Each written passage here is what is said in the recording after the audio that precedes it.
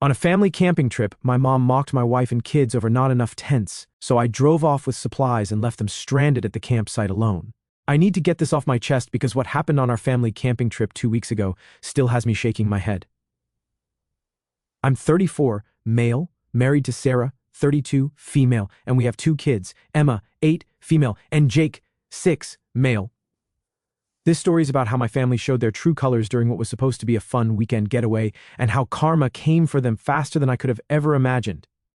To understand how messed up this situation got, I need to give you some background on my family dynamics. I'm the middle child of 3 boys. My older brother Kevin, 37, male, is married to Jessica, 35, female, and they have 1 daughter, Madison, 10, female. My younger brother Ryan, 29, male, just got married last year to Tiffany, 26, female, who my mom absolutely adores for reasons I still can't figure out. Maybe it's because Tiffany comes from money, or maybe it's because she constantly compliments my mom on everything from her cooking to her decorating choices. Whatever it is, Tiffany can do no wrong in my mom's eyes. Meanwhile, my wife Sarah has always been treated like an outsider. Sarah's a nurse, works crazy hours, and she's one of the most genuine, hardworking people I've ever met. But she's not flashy, doesn't kiss up to people, and definitely doesn't stroke my mom's ego the way Tiffany does. Sarah just focuses on taking care of our kids and being a good person. Apparently, that's not enough for my family. The favoritism has been going on for years, but it really ramped up after Ryan married Tiffany. Suddenly, every family gathering became about what Tiffany wanted, what would make Tiffany comfortable, what Tiffany thought about everything. At Easter dinner, my mom rearranged the entire seating chart because Tiffany mentioned she had a better view of the garden from a different chair. At my dad's birthday party, they changed the restaurant reservation because Tiffany said the original place was too ethnic for her taste. Sarah started noticing it too, but she's too classy to say anything. She'd just squeeze my hand under the table when Mom would gush over Tiffany's latest designer purse while completely ignoring the thoughtful gift Sarah had brought, or when Dad would spend 20 minutes asking Tiffany about her yoga instructor certification while barely acknowledging that Sarah had just finished a grueling month in the ICU saving people's lives. Kevin's wife, Jessica, has always been treated well by the family, probably because she's been around longer, and she and Kevin only have 1 child who doesn't require much attention. Jessica is pretty low-key, keeps to herself mostly, and doesn't seem to notice or care about the dynamics as much as Sarah does. The camping idea came up back in March during Sunday dinner at my parents' house. Dad mentioned how he missed the camping trips we used to take when we were kids, back when we'd pile into that old RV and head up to Lake Arrowhead every summer. Mom got all nostalgic and started going on about how those were the best family memories and how we should do it again now that we're all grown up with families of our own. Ryan and Tiffany immediately jumped on the idea. Tiffany started going on about how she'd always wanted to try glamping and how it would be so fun to disconnect from technology and get back to nature. She said this while scrolling through Instagram, by the way. Kevin and Jessica seemed interested too. They said it would be good for Madison to experience real camping. I was honestly excited about it. Sarah and I love the outdoors. We take the kids hiking pretty regularly and already had most of our own camping gear. Emma and Jake were thrilled when we told them. They started making lists of things they wanted to do, talking about roasting marshmallows and seeing stars. That's when I made my first mistake. I offered to handle the logistics. See, I work in supply chain management for a mid-sized company, so organizing and coordinating this kind of stuff is literally what I do for a living. Plus, I genuinely wanted this trip to go well. I thought maybe if I took the lead on planning and made sure everything was perfect, my family might finally appreciate what Sarah and I bring to the table. So I researched campgrounds, found a beautiful spot about 2 hours north of the city with hiking trails, a lake for fishing and swimming, clean facilities, and sites big enough for multiple families. I made reservations for 3 adjacent campsites for the weekend. I created a detailed itinerary with activity options, meal planning, and even backup indoor activities in case of bad weather. But here's where it got expensive. When I asked everyone what camping gear they had, the responses were pretty much what I expected. Kevin and Jessica had some basic stuff, but nothing sufficient for their whole family. Ryan and Tiffany had literally nothing except some designer athleisure wear that Tiffany thought would be appropriate for camping. My parents had their old gear, but most of it was from the 1980s and falling apart. Sarah and I talked about it. We could either let everyone scramble to buy or rent their own gear, which would probably result in a lot of stress and people potentially backing out, or we could invest in good equipment that would get used for this trip and hopefully many future family camping adventures. Sarah, being the generous person she is, said we should just handle it. Think of it as an investment in family memories, she said. Besides, we could use all this stuff for our own trips with the kids too. So I went all out. I'm talking top-of-the-line family camping gear. I bought 3 large family tents, each capable of sleeping 6 people comfortably. These weren't cheap tents either. $400 each for weather-resistant, easy setup tents with color-coded poles and instruction videos. I got sleeping bags rated for mountain temperatures, camping chairs for everyone, a camp kitchen setup with a 3-burner stove, coolers, lanterns, a portable fire pit, first aid supplies, bug spray, sunscreen, and even camping games for the kids. The total came to just over $3,200. Sarah and I agreed it was a lot, but we figured we'd get years of use out of everything, and it would make this first trip really special.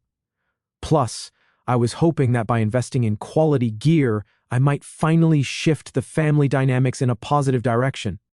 I sent everyone a detailed packing list, labeled all the gear so people would know what belonged to whom, and even color-coded the tents. Blue tent for me, Sarah, Emma, and Jake. Red tent for Kevin, Jessica, and Madison. Green tent for Ryan, Tiffany, and whoever else might need space. The plan was that each family would be responsible for their own food, but I also bought a bunch of group supplies like marshmallows, hot dogs, and breakfast items everyone could share. I made laminated copies of the campground map, emergency contact information, and activity schedules. 2 weeks before the trip, Tiffany announced that her parents were going to join us. Just like that. No discussion, no asking if it was okay, just, "Oh, by the way, my mom and dad are so excited to meet everyone. They'll drive up Saturday morning." I was a little annoyed, but figured we could make it work. The campsites were big enough, and I had that 3rd tent that could fit extra people if needed. What I didn't anticipate was how this would completely change the family dynamic for the worse. The week before the trip, my mom started calling me with suggestions. Tiffany's parents were apparently used to more upscale accommodations. Maybe we should book a cabin instead, or at least make sure they had the most comfortable setup. Mom had talked to Tiffany about sleeping arrangements, and they thought it would be best if Tiffany's parents got the newest, biggest tent with the best location. I explained that I had already planned everything, that all the tents were the same model, and that the sites were all equally good. But Mom kept pushing. "You know how important first impressions are," she said. "Tiffany's parents are wonderful people, and we want them to feel welcome." The night before we left, I was loading all the gear into our minivan and my dad's truck when Ryan showed up with Tiffany and her parents. Tiffany's mom, Linda, was a perfectly coiffed woman in white capri pants and a pink polo shirt who looked like she'd never seen dirt before. Her dad, Bob, was wearing what appeared to be a brand new REI outfit with the tag still attached. Tiffany immediately started pointing out all the gear to her parents. "See, I told you, Tom would take care of everything. He's so organized." She was acting like she had personally arranged all of it instead of just showing up expecting everything to be provided. That's when Linda made her first comment. "Oh my, there's certainly a lot of equipment here. I hope we'll have enough space in the tent. Bob and I are used to a king-size bed, and we both need room to spread out." I assured her the tents were spacious and that I'd brought extra thick sleeping pads for comfort, but I could see the wheels turning in everyone's heads. This wasn't going to be the simple family camping trip I'd envisioned. Friday morning, we convoyed up to the campground. Sarah and I had the kids singing camp songs in the back seat while we followed my dad's truck, which was loaded with all the heavy gear. Kevin and Jessica were behind us, and Ryan brought up the rear with Tiffany and her parents. The campground was absolutely beautiful. Tall pine trees, a crystal-clear lake in the distance, and our 3 sites were perfectly positioned, with easy access to the bathrooms and the trail to the lake. I started to feel optimistic again. Maybe once we got everything set up and started relaxing, the family dynamics would smooth out. I was wrong. The first sign of trouble came when we started unloading. I had everything clearly labeled and organized, but my mom immediately started redistributing things. "Let's make sure Linda and Bob get the blue tent," she announced. "It's the nicest color, and it was at the top of the pile, so it must be the best one." "Actually, Mom," I said, "that's our tent. All the tents are identical, just different colors for organization. Blue for us, red for Kevin and Jessica, green for Ryan, Tiffany, and her parents." Mom looked at me like I had suggested something completely unreasonable. "Don't be selfish, Tom. Linda and Bob are guests. We need to make sure they're comfortable." "They'll be perfectly comfortable in the green tent," I said, trying to keep my voice level. "It's the exact same tent, just a different color." That's when Tiffany chimed in. "Actually, Linda has this thing about colors. Blue is her favorite, and green makes her feel anxious. It's like a psychological thing." I looked at Sarah, who was helping Emma and Jake pick out a good spot for their camp chairs. She caught my eye and gave me a look that said, Just let it go. It's not worth fighting over. So I let them have the blue tent. No big deal, right? They're all the same tent. But that was just the beginning. As we started setting up, it became clear that nobody except Sarah and me actually knew how to put up a tent. Kevin and Jessica were standing around looking confused while Madison ran in circles. Ryan was trying to help his in-laws but clearly had no idea what he was doing. Tiffany was sitting in a camp chair directing everyone while filing her nails. I ended up setting up all 3 tents myself while Sarah organized the camp kitchen and kept an eye on all the kids. By the time I finished, I was sweating through my shirt and my back was killing me, but the campsite looked amazing. 3 perfectly pitched tents, organized gear areas, camp chairs arranged around the fire pit, and a kitchen setup that would make any camping magazine jealous. That's when my mom delivered the line that still makes my blood boil. I was helping Emma and Jake arrange their sleeping bags in what I thought was our tent when Mom appeared in the doorway. "Oh, Tom, there's been a change of plans," she said in that fake sweet voice she uses when she's about to say something awful. "We don't have enough tents for your wife and kids." I stopped what I was doing and stared at her. "What do you mean we don't have enough tents? I bought 3 tents. There are 3 families plus Tiffany's parents. The math works out fine." Mom glanced back toward the blue tent where Linda and Bob were arranging their belongings. "Well, Linda and Bob need their privacy, and they take up quite a bit of space. And Kevin's family needs the red tent for the 3 of them. So Ryan and Tiffany will take the green tent." "Okay," I said slowly. "So where exactly are Sarah, Emma, Jake, and I supposed to sleep?" Mom shrugged, like this was a minor detail. "I'm sure you can figure something out. Maybe the kids can sleep with their cousins, and you and Sarah are outdoorsy people. You probably have a backup tent in your car or something." I couldn't believe what I was hearing. "Mom, I don't have another tent. I bought these 3 tents specifically for this trip. I planned the whole thing based on 3 families plus 2 extra people. That's exactly what these tents accommodate." "Don't be dramatic, Tom," she said. I could see Tiffany and Linda watching from the blue tent entrance. "I'm sure the kids won't mind sleeping on the couch in someone else's tent for one night." That's when it hit me. This wasn't an oversight or a miscommunication. This was deliberate. They had planned this. They wanted to push my family out to make room for Tiffany's parents, and they were doing it with smiles on their faces like I should be grateful for the opportunity to problem-solve my way out of homelessness. "Let me get this straight," I said, my voice getting louder despite my efforts to stay calm. "I paid for all 3 of these tents. I paid for all the camping gear. I planned this entire trip. I set up everyone's tents. And now you're telling me that my wife and children don't have a place to sleep because you want to give our tent to people who decided to join at the last minute?" Mom's fake smile faltered for just a second. "It's not about the money, Tom. It's about being welcoming to family." "Family?" I repeated. "What about my family? What about Sarah and Emma and Jake? Are we not family?" By now, everyone at the campsite was staring. Kevin and Jessica had stopped unpacking. Ryan looked uncomfortable but didn't say anything. Tiffany was whispering something to her mother, probably explaining what a terrible person I was for not wanting to give up the tent I had purchased. Sarah appeared at my elbow. "Tom," she said quietly, "let's just figure something out. We can drive back into town and see if there's a hotel with availability." The fact that my wife was willing to leave our planned family camping trip to stay in a hotel because my mother had essentially made us homeless on our own trip was the last straw. "No," I said loud enough for everyone to hear. "We're not driving back to town, we're not staying in a hotel, and we're certainly not splitting up our family so that Tiffany's parents can have the tent that I bought for my children." I walked over to the blue tent where Linda and Bob were arranging their belongings and said politely, "I'm sorry for any confusion, but this tent is actually for my family. There's been a misunderstanding." Linda looked at me like I had asked her to sleep in the dirt. "But Tiffany said this was our tent. We've already put all our things in here."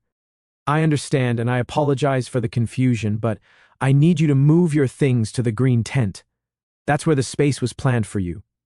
That's when Bob stood up to his full height, which was maybe 5'7" in hiking boots, and said, "Now listen here, son. I don't know what kind of operation you're running here, but we were told we'd have the best accommodations. We're not moving." I looked around the campsite at my family. My mom was glaring at me like I was ruining Christmas. Dad was suddenly very interested in organizing the coolers and avoiding eye contact. Kevin and Jessica were whispering to each other. Ryan was staring at his phone like it contained the secrets of the universe. And Sarah was standing with Emma and Jake, both of whom looked confused and upset. Emma asked, "Daddy, where are we going to sleep tonight?" That's when I made the decision that changed everything. "Pack up," I told Sarah. "We're leaving." Tom, don't be ridiculous, my mom said. You're overreacting. I walked over to the blue tent and started pulling out Linda and Bob's belongings, not roughly, but firmly. This is my tent, I said. I bought it. I set it up, and my family's going to use it. If you want to stay for the camping trip, you're welcome to use the green tent.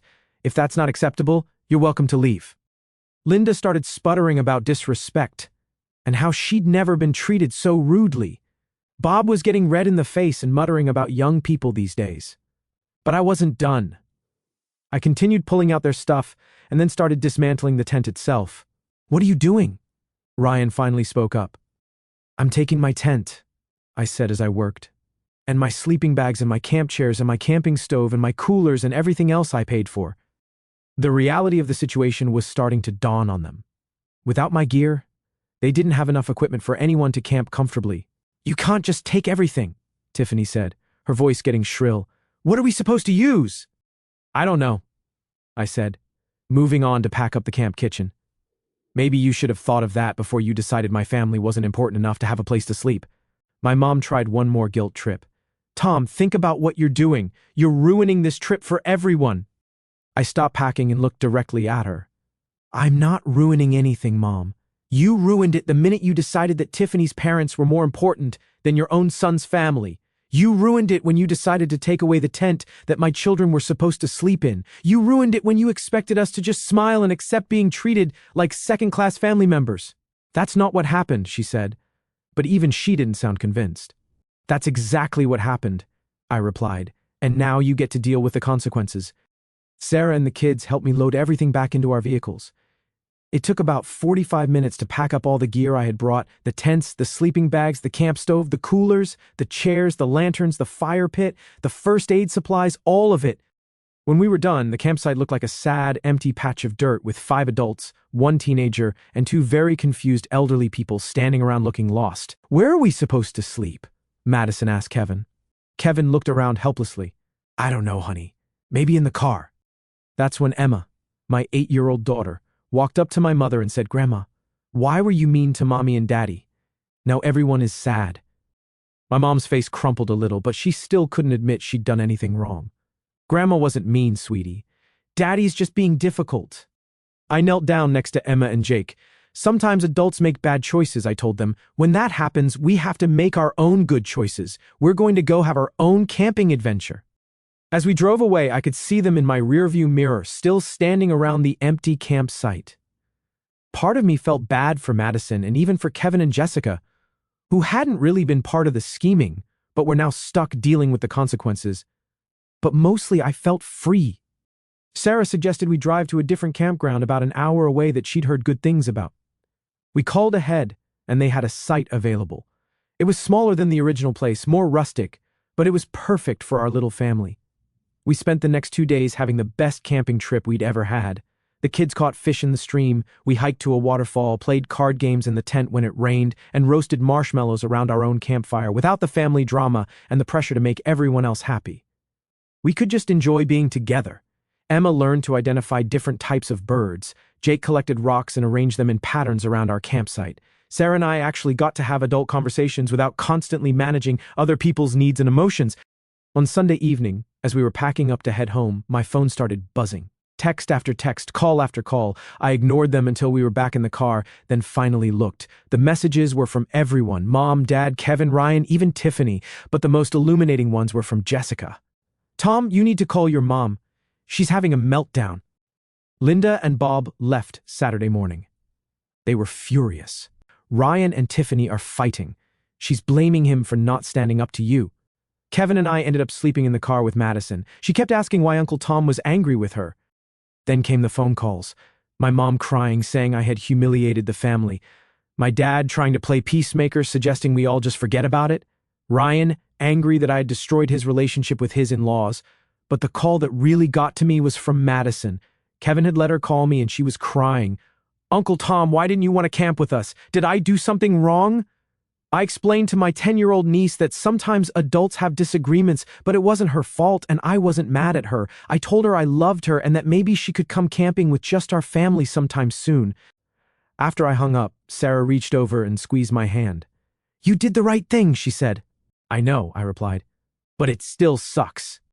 The fallout continued for days.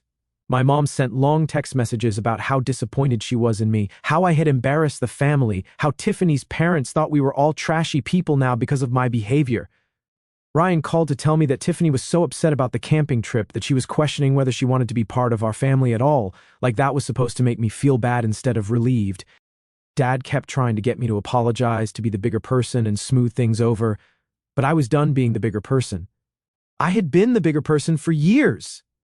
Kevin was the only one who surprised me. He called on Wednesday evening after the kids were in bed. "I owe you an apology," he said without preamble. "For what?" "For not standing up for you and Sarah. For letting Mom push you around like that. For not speaking up when I saw what was happening." I was quiet for a moment. "Why didn't you?" Kevin sighed. "Honestly, because it was easier to let Mom take her frustrations out on you than to deal with them myself. Because Jessica and I were comfortable with the status quo. Because I'm a coward." It was the most honest conversation Kevin and I had had in years. He continued, "Madison has been asking about you guys constantly.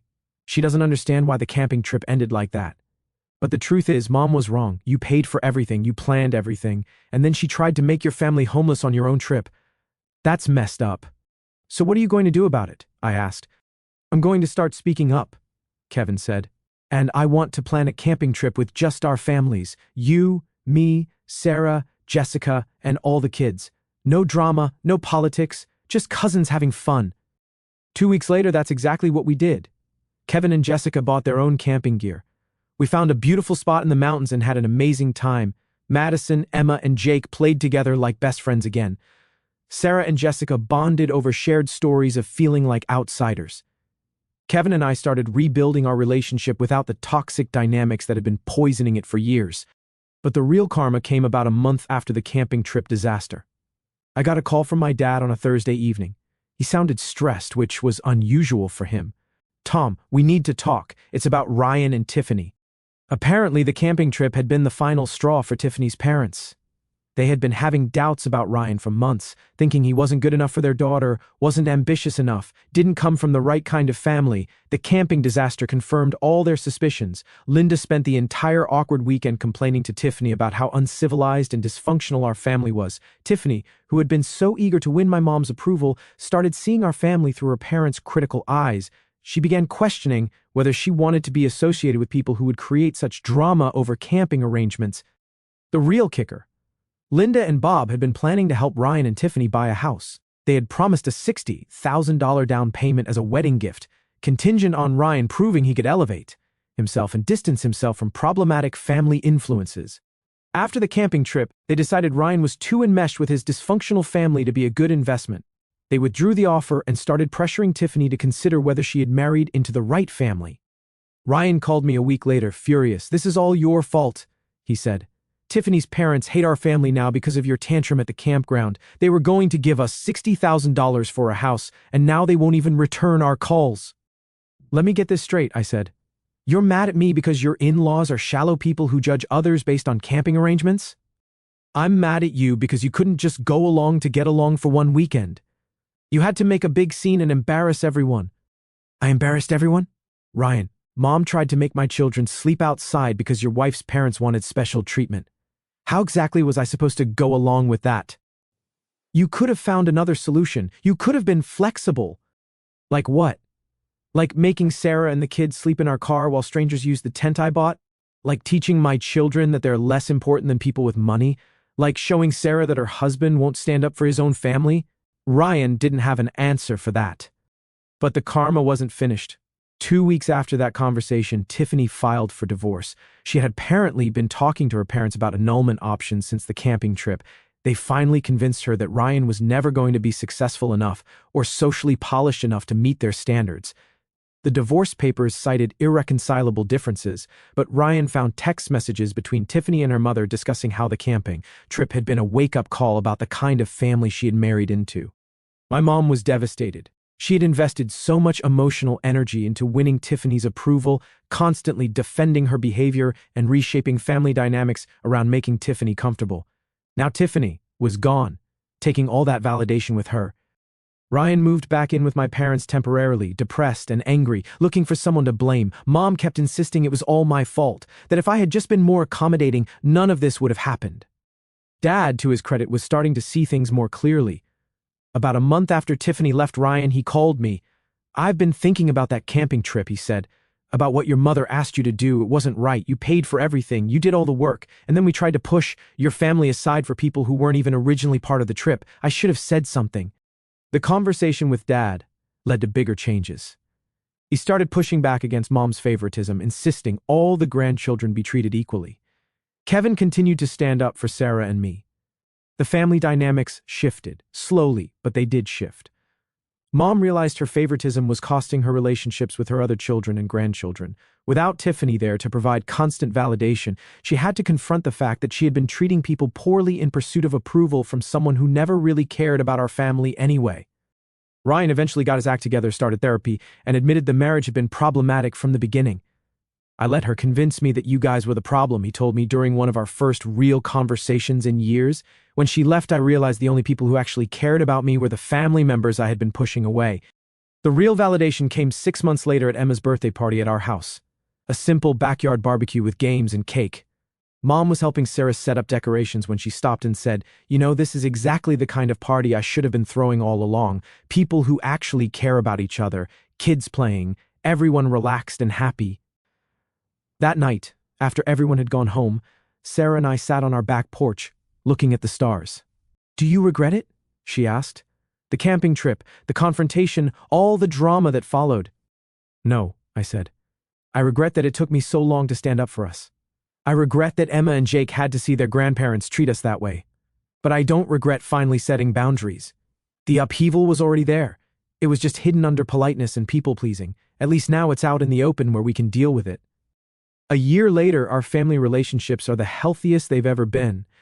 We still do group camping trips, but now everyone brings their own gear and contributes fairly. Kevin and Jessica have become real friends to Sarah and me. Dad stands up to Mom when she falls into old patterns.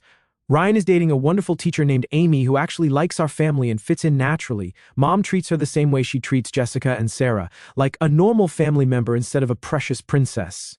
And my kids, Emma and Jake, learned an important lesson about standing up for yourself and your family, about not accepting poor treatment just to keep the peace, and about the difference between people who actually care about you and people who only care about what you can do for them.